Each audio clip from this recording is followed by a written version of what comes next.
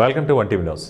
కర్నూలు జిల్లా ఆలూరు మండలం ఆరికెర గురుకుల పాఠశాలలో 8వ తరగతి విద్యార్థిపై తోటి విద్యార్థులు జరిపిన దాడి ఘటన స్థానికంగా కలకలం రేపింది. ఈ ఘటనపై సమాచారం అందుకున్న జిల్లా చైల్డ్ వెల్ఫేర్ ఆఫీసర్ శారద సోమవారం పాఠశాలను సందర్శించి సమగ్ర విచారణ చేపట్టారు. పాఠశాలలోని 8వ తరగతికి చెందిన 3 విద్యార్థులు అదే తరగతిలో చదువుతున్న మరో విద్యార్థిపై దాడికి పాల్పడ్డారు. అర్ధరాత్రి సుమారు 12 గంటల సమయంలో విద్యార్థులందరూ నిద్రిస్తున్న వేళ ఈ ఘటన జరిగినట్లు ప్రాథమిక విచారణలో తేలింది. పక్కనే ఉన్న మరో విద్యార్థి గమనించడంతో విషయం వెలుగులోకి వచ్చింది. గాయపడిన బాధితుడిని వెంటనే ఆసుపత్రికి తరలించగా ప్రస్తుతం అతని ఆరోగ్య పరిస్థితి నిలకడగా ఉందని అధికారులు తెలిపారు. శారద, నేను జిల్లా బాలల సంరక్షణ అధికారిగా వచ్చేస్తున్నాను.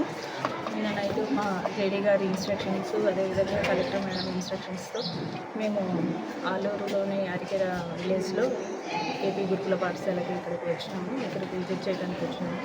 నిన్న ఎస్టర్డే ఒక ఇన్సిడెంట్ జరిగింది. ఒక బాబు మీద లైంగిక దాడి జరిగింది అనే విషయం గురించి మేము ఇక్కడికి వచ్చి పిల్లలతో కూడా మేము ఇంటరాక్ట్ అయ్యాము. 8th క్లాసు ఏ సెక్షన్, బి సెక్షన్ పిల్లలు. ఇన్సిడెంట్ చేసిన వాళ్ళు కూడా బి సెక్షన్ స్టూడెంట్స్ అని మేము పిల్లలతో మాట్లాడినప్పుడు మాకు తెలిసింది. అదేవిధంగా ఇక్కడ ఆ రోజు సుమారు 12 గంటల ప్రాంతంలో ఈ ఇన్సిడెంట్ జరిగింది. ఆ టైంలో పిల్లలు పడుకున్నారు. బాబు పక్కన ఉన్న అబ్బాయి ఐడెంటిఫై చేయడం జరిగింది. 3 స్టూడెంట్స్ అబ్బాయి మీద అటాక్ చేశారు. కానీ ఎమ్మటే పేరెంట్స్ని పిలిపించి వాళ్ళు హాస్పిటల్కి కూడా తీసుకువెళ్ళారు. బట్ ఏవైతే మేజర్ ఇష్యూ అయితే కర్నూలు జిల్లా పత్తికొండలో అంగన్వాడీ వర్కర్స్ మరియు హెల్పర్స్ యూనియన్ సిఐటియు ఆధ్వర్యంలో రిలే నిరాహార దీక్షలు ఫిబ్రవరి 23 నుండి 27 వరకు దీక్షలు కొనసాగుతాయని సిఐటియు రామచంద్ర తెలిపారు. ఆయన మాట్లాడుతూ ప్రభుత్వ సంస్థల్లో పనులు ఎక్కువ, వేతనాలు తక్కువ అన్నారు. ఒక ఐసిడిఎస్ సంస్థలోనే ఇంత అన్యాయం జరుగుతుందని, పనికి తగ్గ వేతనాలు ఇవ్వడం లేదన్నారు. వీరు డిమాండ్లు రాష్ట్ర ప్రభుత్వం తక్షణమే అమలుపరచాలని, అంగన్వాడీ వర్కర్లకు కనీస వేతనాలు 26,000 ఇవ్వాలి మరియు గ్రాడ్యుటీ అమలుకు గైడెన్స్ రూపొందించి వేతనంతో కూడిన మెడికల్ బిల్ ఇవ్వాలని మరియు మే నెలంతా వేసవి సెలవులు జీవో వెంటనే అమలుపరచాలని పత్తికొండ మండలం సిఐటియు కార్యదర్శి రామచంద్ర కోరారు. ఈ కార్యక్రమంలో అంగన్వాడీ టీచర్లతో పాటు సిఐటియు కార్యకర్తలు పాల్గొన్నారు.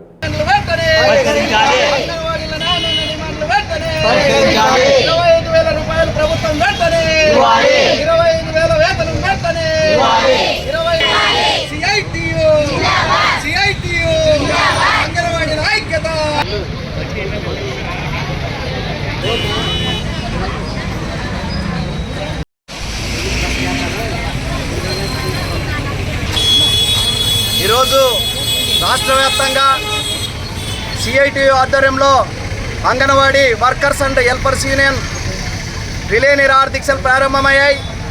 23 నుండి 27వ తారీఖు వరకు 5 రోజుల ఈ రిలే నిరాహార దీక్షలు కొనసాగుతాయి. అంగన్వాడీల న్యాయమైన డిమాండ్ల కోసం, వారి న్యాయమైన డిమాండ్ల పరిష్కారం కోసం ఈరోజు రిలే నిరాహార దీక్షలు ప్రారంభించడం జరిగింది. ఈరోజు రాష్ట్ర ప్రభుత్వాన్ని మేము ఒకటే అడుగుతున్నాం.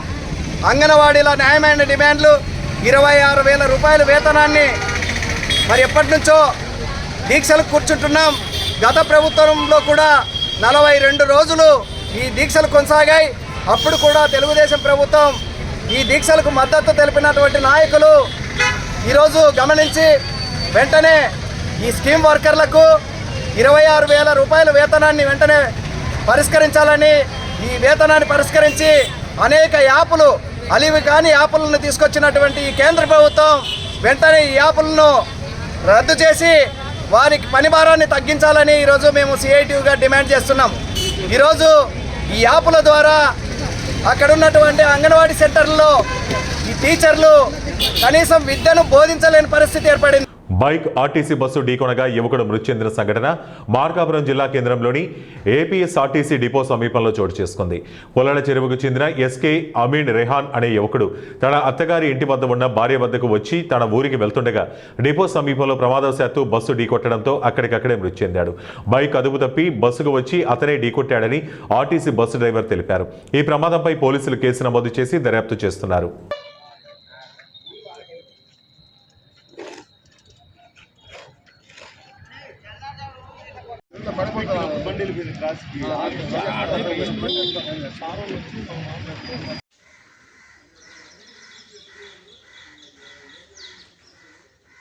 కర్నూలు జిల్లా మద్దికెర మండలం పెరవల్లి గ్రామంలో శ్రీ రంగనాథ స్వామి ఆలయం వెలసినది. ఈ క్షేత్రం మహాపుణ్యభూమి, ద్వాదశ అల్వారులతో వెలసిన వైష్ణవ క్షేత్రం. ఉద్భవ సాలగ్రామ స్వరూపంలోనున్న ఈ శ్రీ రంగనాథ స్వామి సాలగ్రామంను ఇచ్చట ప్రతిష్ఠించబడినట్లు తదుపరి విజయనగర రాజులు హరిహరి రాయలు బుక్కరాయలు 1336 సంవత్సరంలో ఈ దేవాలయాన్ని నిర్మించినట్లుగా గుర్తి నవాబులు ధూపదీప నైవేద్యాల కొరకు భూ విరాళం సమర్పించినట్లు చరిత్ర మరియు పురాణాల ద్వారా తెలుస్తోంది. బ్రహ్మోత్సవాలు 1-3-26 ఆదివారం ధ్వజారోహణం, 2వ రోజు సింహ ఉత్సవం, 3వ రోజు శేషోత్సవం, 4వ రోజు లంకోత్సవం, 5వ రోజు గరుడోత్సవం, 6వ రోజు గజోత్సవం, 7వ రోజు తెల్లవారుజామున చిత్తా నక్షత్రమున వేకువజామున 5 గంటల నుంచి కళ్యాణోత్సవం జరుగుతుంది. 11:55 నుండి బ్రహ్మరథం, సాయంత్రం 4:30 నుండి మహారథోత్సవం జరుగుతుంది. అలాగే 8వ రోజు అశ్వవాహనం, 9వ రోజు హంసవాహనం, 10వ రోజు ద్వాదశ ప్రదక్షిణ ఉత్సవాలు జరుగుతాయి. ఈ కార్యక్రమంలో గ్రామ ప్రజలు భక్తాదులు పాల్గొంటారని ప్రధాన అర్చకుడు కోమండూరు రంగనాథ్ ఆచార్యులు మరియు కార్యనిర్వహణ అధికారి ఆర్ వీరయ్య, దేవస్థానం చైర్మన్ పారా రవి, పాలకొండలు సభ్యులు తెలిపారు.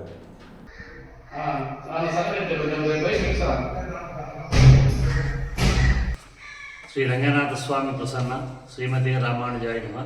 ఓం నమో నారాయణ. బ్రహ్మాది వందే జగదేక వందే రంగే ముకుందే ముదితార విందే గోవింద దేవాకుల దేవదేవ శ్రీలింగదేవే నమతాం నమామి. కర్నూలు జిల్లా మద్దికెర మండలం పెరవలి గ్రామంలో వేయించిన శ్రీ రంగనాథ స్వామి వారి వార్షిక ఈ సంవత్సరం 2026 వార్షిక సంవత్సరం బ్రహ్మోత్సవాలు 1-3-2026 నుండి 10-3-2026 వరకు వైభవంగా జరుగును.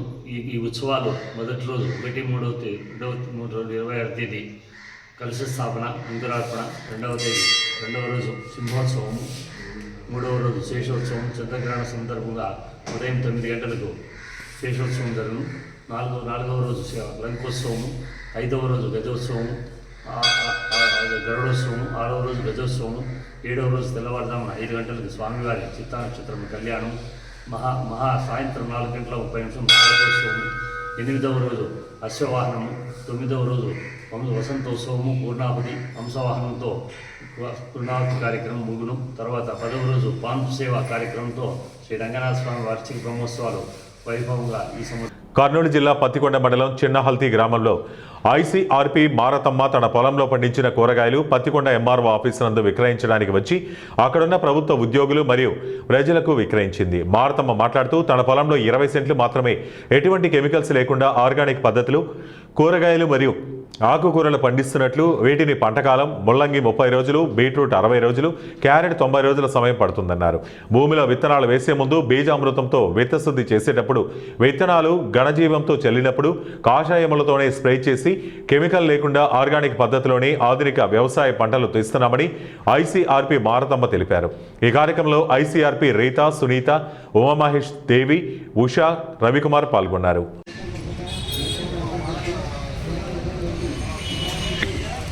నమస్కారం అండి, నా పేరు మారతమ్మ. చిన్నగుర్తి గ్రామానికి దసరే సాంఘీకి ఐసీఆర్పీగా పనిచేస్తున్నాను. పత్తికొండ మండలంలో ఈరోజు ఎంఆర్ఓ ఆఫీస్ నందు కాయగూరల స్టాల్ ఏర్పాటు చేయడం జరిగింది. ప్రకృతి వ్యవసాయంలో పండించిన కూరగాయలు ఇవి. అయితే ముందుగా ఒక పొలంలో, నా సొంత పొలంలో ఏటీఎం మోడల్ వేసుకోవడం జరిగింది. అందులో 20 సెంట్లలో ముల్లంగి, బీట్రూట్, క్యారెట్. ముల్లంగి 30 రోజులు, బీట్రూట్ 60 రోజులు, క్యారెట్ 90 రోజులకు వస్తుంది. పక్కగా ఆకుకూరలు, తీగజాతి మొక్కలు, బార్డర్ కాపు, జొన్న కానీ మొక్కజొన్న కానీ ఏర్పాటు చేసుకుంటాం. ఆ ఏటీఎం మోడల్లో పండిన కూరగాయలు ఇవన్నీ సార్. ముందుగా బీజామృతంతో విత్తన శుద్ధి చేసుకొని, తర్వాత ఘనజీవామృతం వేసుకొని, విత్తనాలు వేసేటప్పుడు ఘనజీవామృతం చల్లుకుంటాం సార్. ఘనజీవామృతం చల్లినాక కషాయాలతోనే స్ప్రే చేస్తాం. ఎలాంటి కెమికల్ లేకున్నట్లు ఆర్గానిక్ పద్ధతిలోనే ప్రకృతి వ్యవసాయం చేస్తున్నాం సార్. ఒకసారి జీవామృతం పారిస్తాము, స్ప్రే చేస్తాము. 2 వారాలకు ఒకసారి నీమాశ్రము, దోమ ఉందని నీమాశ్రం స్ప్రే చేస్తాము. ఏదన్నా పచ్చ పురుగులు అలాంటివి ఉంటే పుల్లటి మజ్జిగతో స్ప్రే చేసుకున్న తర్వాత ఘనజీవామృతం పురుగు ఉధృత చూసుకొని కషాయాలు రెడీ చేసుకుంటాము. ముందుగా జీవామృతం పారించుకున్న తర్వాత కషాయాలు పురుగు ఉధృత చూసుకొని కషాయాలు ఏ కషాయాలు వాడాలనేది నిర్ణయించుకొని ఆ కషాయాలు యూజ్ చేస్తాం సార్. శ్రీశైలం ప్రాజెక్టు ప్రభుత్వ వైద్యశాలలో సోమవారం వైద్యులు అందుబాటులో లేకపోవడంతో రోగులు తీవ్ర ఇబ్బందులు ఎదుర్కొన్నారు. ఉదయం 10 గంటల నుంచి సాయంత్రం 4 గంటల వరకు ఓపీలో ఉండాల్సిన డాక్టర్లు లేకపోవడంతో జ్వరాలు మరియు ఇతర వ్యాధులతో వచ్చిన వారికి వైద్య సిబ్బందిచే చికిత్స అందించారు. 12 గంటలైనా డాక్టర్లు రాకపోవడంపై రోగులు ఆగ్రహం వ్యక్తం చేశారు. సమాచారం అందుకున్న మీడియా ప్రతినిధులు అక్కడికి చేరుకుని ఫోటోలు తీసిన తర్వాతే సిబ్బంది డాక్టర్లకు ఫోన్ చేసి పిలిపించడం గమనార్హం.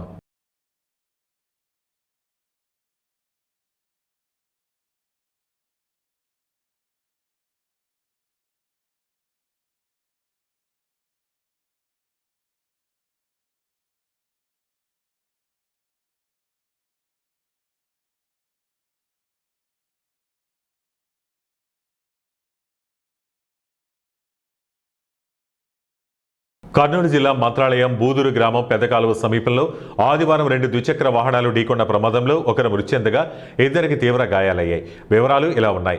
బూదూరు పెద్దకాలువ మలుపు వద్ద అతివేగమే ఈ ప్రమాదానికి కారణమని తెలుస్తోంది. 2 బైకులు వేగంగా వస్తూ ఒకదానికొకటి ఢీకొనడంతో ప్రయాణికులు రోడ్డుపై చెల్లాచెదురుగా పడిపోయారు. బాధితులకు తీవ్ర గాయాలయ్యాయి. స్థానికులు వెంటనే 108 ద్వారా ఎమ్మిగనూరు ప్రభుత్వ ఆసుపత్రికి తరలించారు. అయితే ఒక వ్యక్తి మృతి చెందగా ఒక మహిళ, ఒక బాలుడికి తీవ్ర గాయాలయ్యాయి. వీరంతా బూదూరు, తిమ్మాపురం గ్రామాలకు చెందిన వారిగా తెలుస్తోంది. పూర్తి వివరాలు తెలియాల్సి ఉంది. కేసు దర్యాప్తు చేస్తున్నట్లు పోలీసులు తెలిపారు. కామారెడ్డి జిల్లా బాన్సువాడలో పోలీసుల కవాతు నిర్వహించారు. ఈ కవాతులో ఎస్పీ రాజేష్ చంద్రతో పాటు 120 మంది పోలీసులు పాల్గొన్నారు. 2 వ్యక్తుల మధ్య జరిగిన సంఘటన కమ్యూనల్గా మారిందని 42 మందిపై కేసులు నమోదు చేశాం. వారిలో 19 మందిని రిమాండ్కు పంపామని కామారెడ్డి ఎస్పీ రాజేష్ చంద్ర అన్నారు. మిగతా వారు ఎక్కడ దాగి ఉన్నా పట్టుకొస్తామన్నారు. మత విద్వేషాలు రెచ్చగొట్టే వాళ్ళను వదిలిపెట్టే ప్రసక్తి లేదన్నారు. వాట్సాప్ గ్రూపుల్లో రెచ్చగొట్టే స్టేటస్లు, వీడియో ఫార్వర్డ్ చేసే వారిపై నిఘా పెట్టామని, వారిపై కూడా కేసులు నమోదు చేస్తామని హెచ్చరించారు. 10 GB డేటా పరిశీలిస్తే 42 మందిని గుర్తించాం. ఇంకా 2 GB డేటా ఉంది, పరిశీలించి వారిపై కూడా కేసులు నమోదు చేస్తామన్నారు. వీరిపై కమ్యూనల్ షీట్ ఓపెన్ చేస్తాం. వారు బతికి ఉన్నంత కాలం వారిపై పోలీసుల నిఘా ఉంటుందన్నారు. కొంతమంది ఎక్కడో జరిగిన సంఘటనలు బాన్సువాడలో జరిగినట్లుగా సోషల్ మీడియాలో చూపిస్తున్నారని, వాటిని నమ్మవద్దన్నారు. అధికారికంగా పోలీస్ శాఖ ద్వారా రిలీజ్ చేసిన సమాచారాన్ని మాత్రమే నమ్మాలన్నారు. ప్రజలు ధైర్యంగా ఉండాలని భరోసా ఇచ్చారు.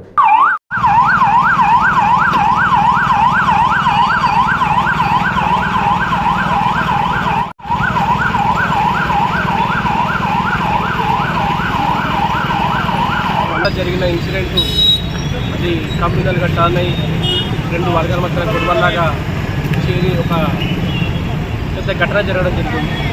దాంట్లో స్టోన్ పెయింటింగ్, లాఠీ చార్జ్ జరిగింది. వాళ్ళందరూ డిస్పర్స్ చేయడం జరిగింది.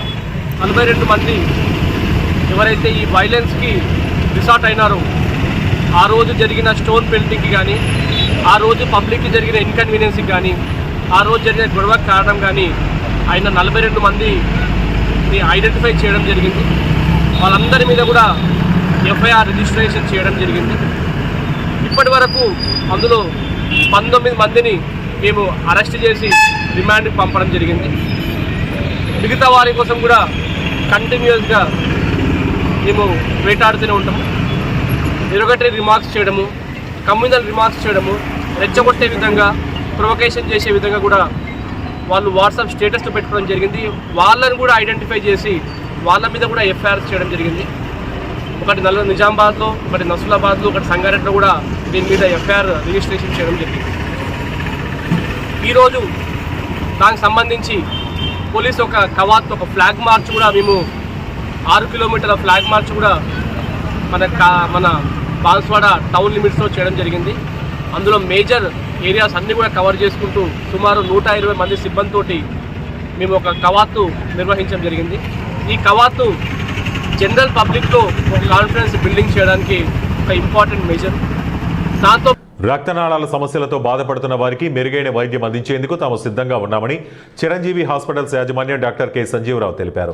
జంగారెడ్డిగూడెం పట్టణంలోని మమతా మల్టీ స్పెషాలిటీ ఆసుపత్రిలో చిరంజీవి హాస్పిటల్స్ ఆధ్వర్యంలో వాస్కులర్ అండ్ ఎండోవాస్కులర్ వ్యాధులకు సంబంధించి ఉచిత వైద్య శిబిరం నిర్వహించారు. ఈ వైద్య శిబిరంలో దాదాపుగా 100 మంది ప్రజలు పాల్గొని ఉచితంగా వైద్య సేవలు పొందారు. ఈ సందర్భంగా డాక్టర్ సంజీవరావు మాట్లాడుతూ జంగారెడ్డిగూడెం పట్టణ పరిసర ప్రాంతాల్లో ఎక్కువ మంది వాస్కులర్ అండ్ ఎండోవాస్కులర్ వ్యాధులతో బాధపడుతున్నారన్నారు.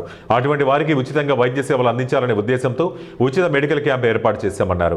ఈ క్యాంపులో డాప్లర్ స్కానింగ్, ఏబీ, ఏటీ, బీఏ స్కానింగ్ వంటి వాటిని ఉచితంగా చేశామన్నారు. అంతేకాక రక్తనాళాల సంబంధిత వ్యాధులపై అవగాహన కల్పించామన్నారు. ఇక మీదట ప్రతి నెల 3వ ఆదివారం మమతా హాస్పిటల్లో చిరంజీవి హాస్పిటల్స్ ఆధ్వర్యంలో ఉచిత మెడికల్ క్యాంప్ ఏర్పాటు చేస్తామని తెలిపారు. ఈ అవకాశాన్ని ప్రజల సద్వినియోగం చేసుకోవాలని కోరారు. యాక్చువల్గా ఇవాళ ఈరోజు జంగారెడ్డిగూడెంలో మనం ఒక వాస్కులర్ అవేర్నెస్ మరియు ఫ్రీ మెడికల్ క్యాంప్ అనేది కండక్ట్ చేస్తున్నాము. ఈ క్యాంపు మన పాత చిరంజీవి హాస్పిటల్ మరియు మమతా హాస్పిటల్ ఆధ్వర్యంలో జరుగుతుంది.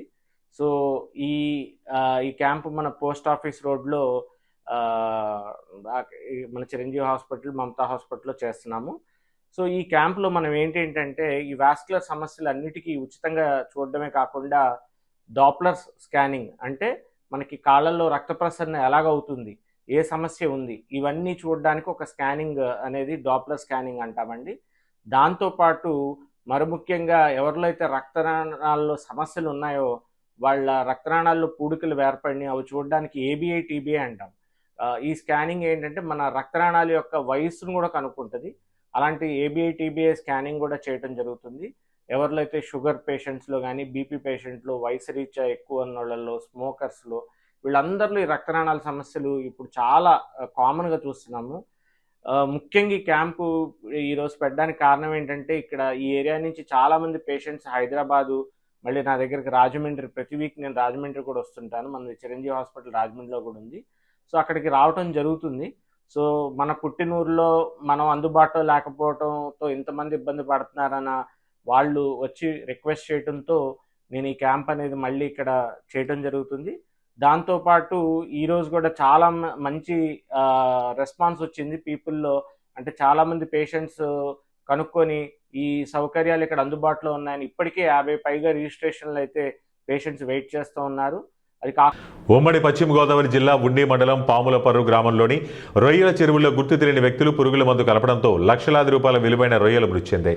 ఈ ఘటనతో రైతులకు తీవ్ర ఆర్థిక నష్టం వాటిల్లింది. గ్రామ సర్పంచ్ కేసన బలుసుల మాస్టర్కు చెందిన 12 ఎకరాల చెరువులో 40 కౌంటు రొయ్యలు చనిపోయాయి.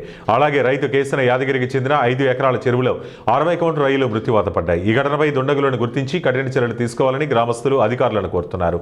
పోలీసులు, మత్స్యశాఖ అధికారులు విచారణ చేపట్టి నష్టపరిహారం అందించేలా చర్యలు తీసుకోవాలని రైతులు విజ్ఞప్తి చేస్తున్నారు. ఆన్పూర్ గ్రామం అండి. నా పేరు కేశం బలుసు మాస్టర్ అంటారు. అలాగే మా పక్కన చెరువు కూడా మా బాబాయ్ అండి, కేశం యాదగిరి. ఈ 2 చెరువుల్లో కూడా ఎట్టిన శత్రువులు ఎవరు మేము పడతారనుకున్నాం. అది 60 కౌంటు, ఇది 40 కౌంటు. ఈ కౌంట్లో కావాలని మందు కలిపేశారండి. ఇవాళ కాయ కాదు తప్ప 2-3 సంవత్సరాల నుంచి చెరువు పట్టలేదు. అంత ఇద్దరం యాదగిరి, నేను ఇప్పుడు అప్పుల్లోనే ఉన్నాం. కానీ ఈ నోటికాడికి వచ్చిన తర్వాత మమ్మల్ని ఆర్థికంగా పాటు చేయాలని మందు కలిపెట్టడం జరిగింది. ఇప్పుడు అక్కడ 40 కౌంటు, నష్టం ఎంత వస్తుంది? నష్టం 12 ఎకరాల చెరువు అండి, 40 కౌంటు 400 అండి. ఇవాళ 15 టన్నులు 60 లక్షలు తరుగుపోయింది. 5 ఎకరాలు 9 టన్నులు అండి. అయితే 3 లక్షలు 10 లక్షలు అండి. మొత్తం ఉద్యమం 2 ఎంత నష్టం? 60, 70, 80 లక్షల దాకా లాస్ మొత్తం 2 చెరువుల మీద.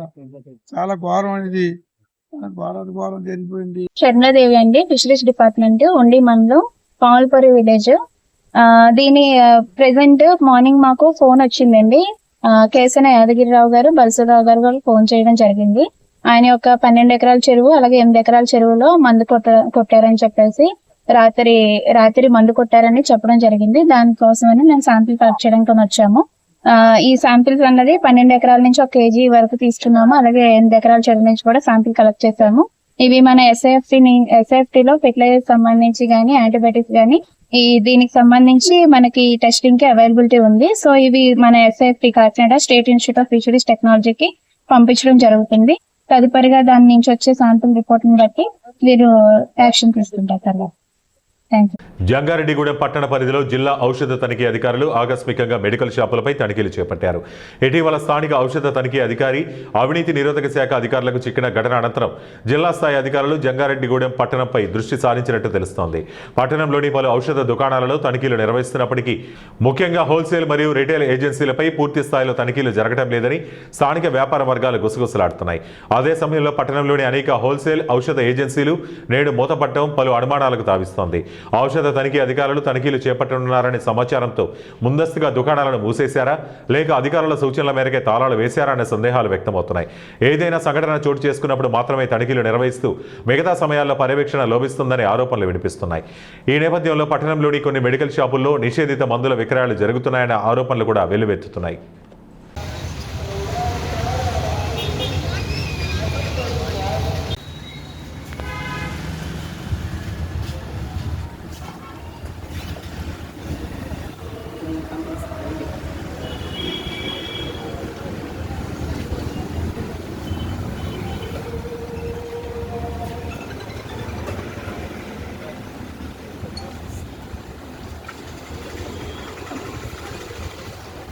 ఏలూరు జిల్లా కైకలూరు నియోజకవర్గంలోని కలిదిండి గ్రామానికి చెందిన ప్రశాంతి అనే మహిళ కొన్ని సంవత్సరాల క్రితం బ్రతుకు తెరువు నిమిత్తం కువైట్కి వెళ్లి అక్కడ నానా ఇబ్బందులకు గురైంది.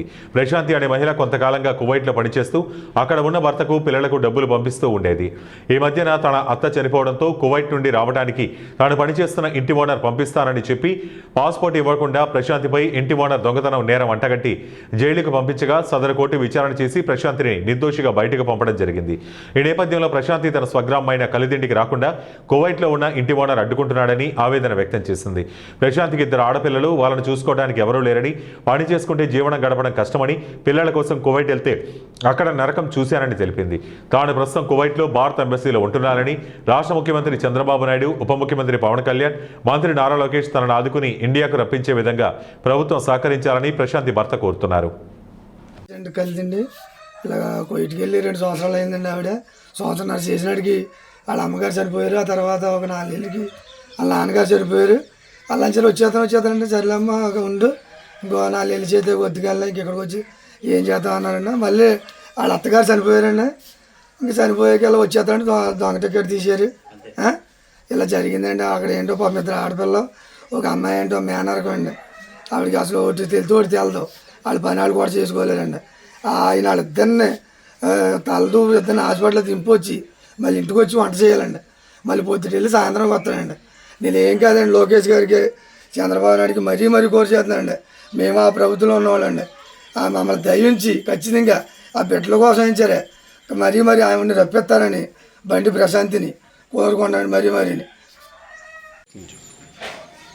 నమస్తే. మా ఆవిడ కోటి వెళ్ళింది. మా ఆవిడ పేరు ప్రశాంతి. మా ఆవిడ కోటి వెళ్ళింది. కోటి వెళ్ళిన 6 నెలలకి మాకు చచ్చిపోయింది. మాకు చచ్చిపోయినప్పుడు ఏడ్చి మేడం వెళ్ళిపోతానేమో, పిల్లలు చూసేవాళ్ళు లేరు మేము ముందు కాబట్టి చూసేది పిల్లలు ఆనందం సార్. లేదు నేను పంపను, నా అగ్రిమెంట్ 2 ఏళ్ళు నువ్వు అంది. సర్లే మేడం 2 ఏళ్ళు చేస్తానని అట్టగా ఓపడింది. 2 ఏళ్ళు 6 నెలలకి మా బావ చచ్చిపోయాడు. మా బావ చచ్చిపోయిన అడిగింది మా ఆవిడ ప్రశాంతి, బండి ప్రశాంతి. అడిగినా కానీ నేను పంపను, నాకు 2000 అగ్రిమెంట్ కాబట్టి 2000 కొనుక్కున్నాను. నేను 2 ఏళ్ళు దాకా ఇది పంపిస్తాను, పంపను. సరే మేడం అట్టగా చేస్తానని ఒప్పుకుంటాను. సరే కానీ మేము బాగా చచ్చిపోయినామని మళ్ళీ మా అక్క మేము చచ్చిపోయింది. బండి గంటలమ్మ మా అమ్మ సార్. మా అమ్మ చచ్చిపోయినా ఏడ్చింది. మేడం మా అమ్మ చూసేవాళ్ళు ఎవరు లేరు, పిల్లలు చూసేవాళ్ళు లేరు, పిల్లలు అనాథరం అయిపోతారు, మా ఆయనకేం తెలియదు. ఒక పిల్ల కొంచెం అమాయకత్వంగా ఉంటుంది, కొంచెం పంపించండి మేడం అంటే సర్లే నీకు టికెట్ చెప్తానని అన్నాను సార్. అన్న తర్వాత టికెట్ ఇస్తారు, డూప్లికేట్ టికెట్ ఇచ్చారు, అది ఒరిజినల్ కాదు. ఇవి ఇప్పటి వరకు ఉన్న బులెటిన్ అప్డేట్స్. మరిన్ని అప్డేట్స్ కోసం చూస్తూనే ఉండండి మా టీవీ న్యూస్.